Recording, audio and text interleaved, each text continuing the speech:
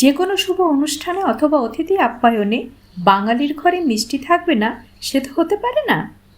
বাড়িতে কত সহজে আম দিয়ে রসগোল্লা তৈরি করা যায় তা আমি দেখাবো এই ভিডিওতে।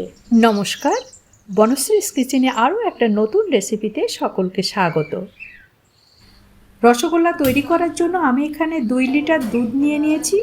দুধটাকে ভালো করে ফুটিয়ে নিতে হবে।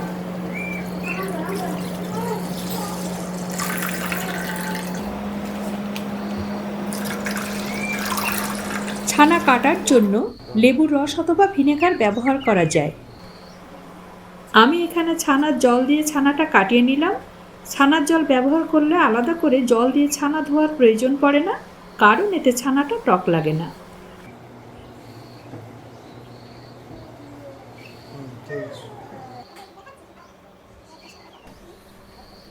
ছানাটা একটা পরিষ্কার সুতির কাপড়ে নিয়ে একটা ভারী জিনিস দিয়ে চেপে আধ ঘন্টার জন্য রেস্টে রেখে দেব।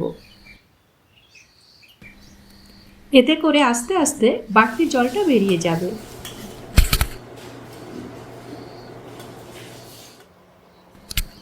এই সময়ে দুটো আমের খোসা ছাড়িয়ে পাল্পটা বের করে মিক্সিতে পেস্ট করে নেব।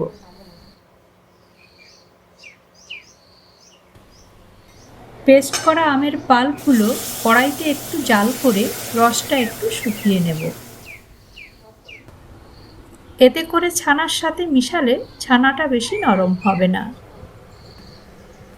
জল ঝরানো ছানাটা একটা থালায় নিয়ে ভালো করে মুথে নিতে হবে। এবার এতে 3 চামচ আমের পাল্প দিয়ে আরও একবার ছানাটা ভালো করে মেখে নেব এবং ছোট ছোট বল তৈরি করে নেব।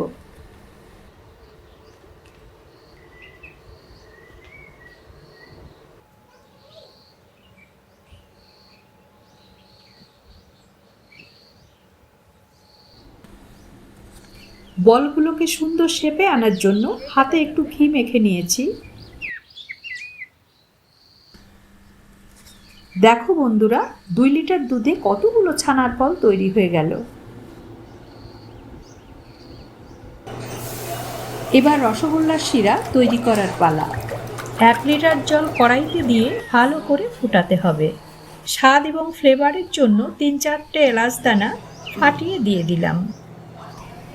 জলটা ফুটে এলে এতে যোগ করব 250 গ্রাম মতো চিনি।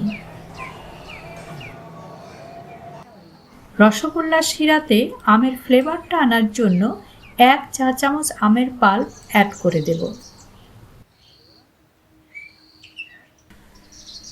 আমের পাল্পটা ভালো করে মিশিয়ে নিয়ে এতে এক এক করে সব মিষ্টিগুলো ছেড়ে 15 থেকে 20 মিনিট ঢেকে রাখবো। এই সময় কোনোভাবেই ঢাকনাটা বারবার খোলা যাবে না। দেখো মিষ্টিগুলো ফুলে কতটা বড় হয়েছে। এবার পরিবেশনের জন্য আমরা একটু কেশর দিয়ে সাজিয়ে নেব। দেখতে যেমন আকর্ষণীয় হয়েছে, খেতেও হয়েছে দারুণ।